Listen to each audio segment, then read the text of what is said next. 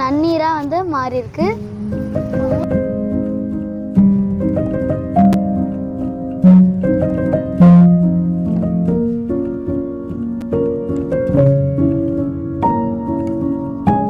நம்ம வீட்டில் பாத்திரம் கழுவுற தண்ணி, அப்புறமா துணி துவைக்கிற தண்ணி, கை கழுவுற தண்ணி, குளிக்கிற தண்ணி, அந்த தண்ணியெல்லாம் இந்த முறையில் மறுசுழற்சி பண்ணி செடிகளுக்கு தண்ணீர் ஊற்றலாம்.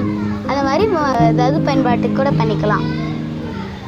எப்படி இந்த தண்ணி எப்படி மாறி இருக்கு, நீரை வீணடிக்காமல் இந்த மாதிரி மறுசுழற்சி பண்ணி மறுபயன்பாட்டுக்கு உபயோகிக்கலாம்.